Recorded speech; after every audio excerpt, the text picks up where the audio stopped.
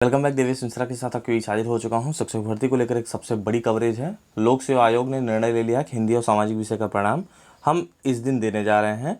LT grade शिक्षक भर्ती की एक और सबसे बड़ी भर्ती आने वाली है। 69,000 सुप्रीम कोर्ट का ऑर्डर आते ही तुरंत भर्ती प्रक्रिया शुरू कर देंगे, बेसिक शिक्षा मंत्री जी ने कहा है। 68,500 पुनर्मूल्यांकन का परिणाम जारी, 602 अभ्यर्थियों ने आवेदन किया था। यूपी ट्रिपल एससी का परिणाम जारी हो चुका है। क्या संविदा के आधार पर भर्ती हुई? क्या जो पुरानी भर्तियां हुई थी उसका परिणाम जारी कर दिया गया कल। आपको दिखाना चाहता हूं। आपसे सवाल मेरा है, क्या संविदा के आधार पर भर्ती हुई? क्या जो परिणाम जारी हुआ है या फिर आदेश किया गया है। 69,000 सेकंड काउंसलिंग का बहुत बड़ा फायदा हुआ है, जो मैं बहुत पहले से कहते चला आया हूँ। लेकिन सबसे पहले मैं लोक सेवा आयोग के निर्णय पर पहुँचता हूँ।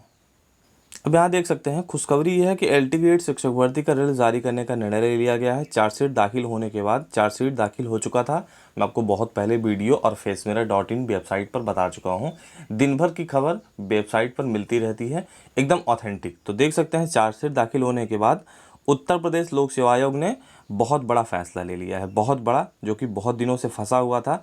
शायद 69,000 सेकंड काउंसलिंग को लेकर बहुत बड़ा फायदा हुआ है। यहाँ देख सकते हैं, उत्तर प्रदेश लोक सेवा आयोग यूपीपीएससी ने एलटी ग्रेड शिक्षक भर्ती के तहत हिंदी और सामाजिक विज्ञान विषय में शिक्षकों के 3287 पदों का रिजल्ट देख सकते हैं। आधा से कम कह सकता हूं, चाहे जो भी आप समझ लें। 3287 पद हिंदी और सामाजिक विषय के बहुत बड़े पद थे, जो काफ़ी दिनों से जानते हैं।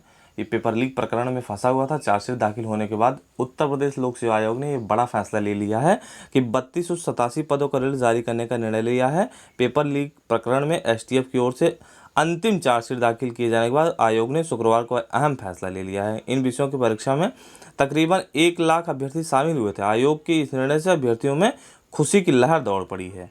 बाकी चीज़ें बताने की जरूरत नहीं है। 3287 पद हैं, मैंने लिखा है इस दिन। तो बात करने के बाद जो पता चला है, 5 से 6 दिनों में बोले हैं कि परिणाम जारी हो जाएगा। यही डेट मिला है। पेपर में तो आपको ये मिला था, मैं कल ही बता दिया था आपको अपने वेबसाइट पर। तो 5 से 6 दिनों में ये परिणाम जारी होने वाले हैं। एलटी ग्रेड के जो अंदर से चीज़ें प्राप्त सूत्रों के हवाले से चीज़ें निकल के आई हैं, 5 से 6 दिनों में परिणाम जारी हो जाएगा। और हाँ, रिजल्ट के लगभग 44 बार हुआ था धरना, देख सकते हैं। बहुत बड़ी शायद सफलता मिली है। मुद्दे पर फटाफट बढ़ते चलते हैं। यहाँ देख सकते हैं, सचिव उत्तर प्रदेश लोक सेवा आयोग जगदीश जी कहते हैं कि चार्जशीट में चिन्हित गवाहों अभियुक्तों को छोड़कर बाकी सभी अभ्यर्थियों का परिणाम जारी कर दिया जाएगा। फिर यहाँ की अगर पेपर कटिंग देख लेते हैं तो एलटी ग्रेड शिक्षक भर्ती का रिजल्ट जारी करने का निर्णय ले लिया गया है, जो मैं आपको पहले बता चुका हूँ। अब यहाँ देख सकते हैं, कल मुलाकात हुआ था बेसिक शिक्षा मंत्री सर से। सुप्रीम कोर्ट का फैसला आते ही शुरू हो जाएगी शिक्षक भर्ती। 69,000 की बात किया जा रहा है। बेसिक शिक्षा मंत्री बोले हैं कि एक साथ 3-3 महीने की फीस नहीं मांग सकते हैं स्कूल वाले।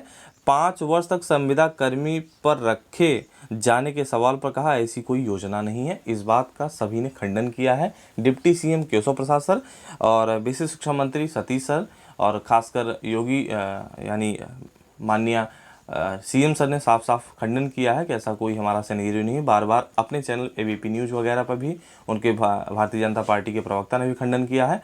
ऐसा कोई हमारा स्टैंड नहीं, संविदा के आधार पर हम भर्ती करेंगे।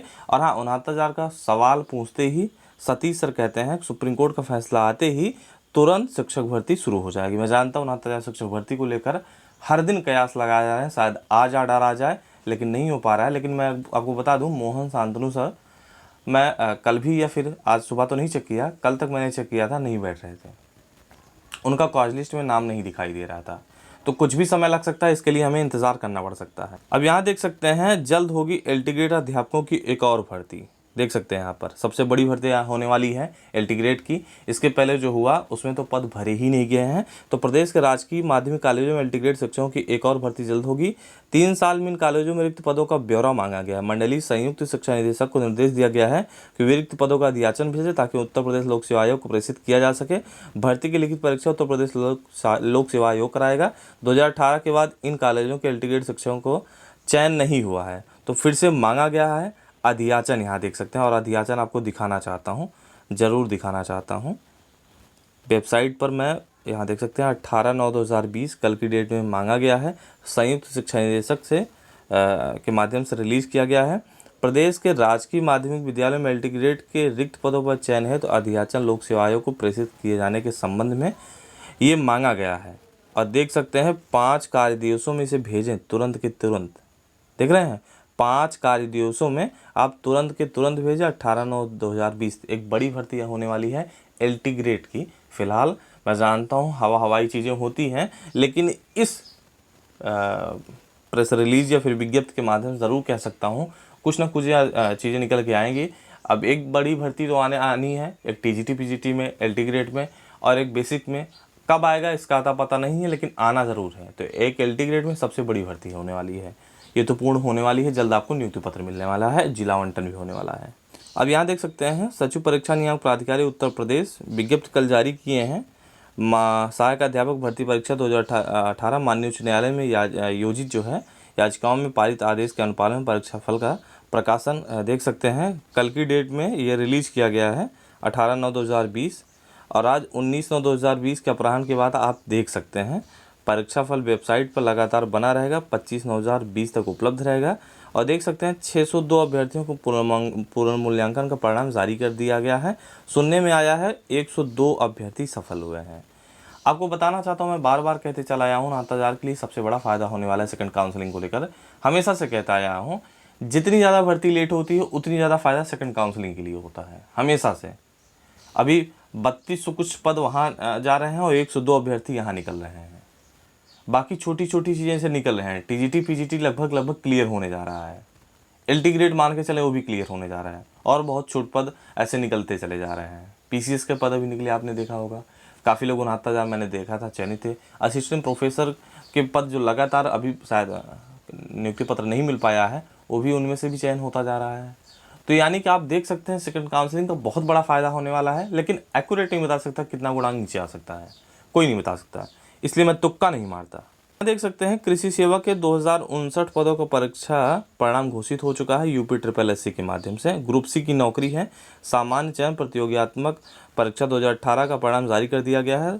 2059 पदों के सापेक्ष देख सकते हैं सफल अभ्यर्थियों के परिणाम जो है जारी किया गया है। चयन परिणाम से संबंधित कट ऑफ अंक आयोग की वेबसाइट पर अपलोड कर दिया गया है।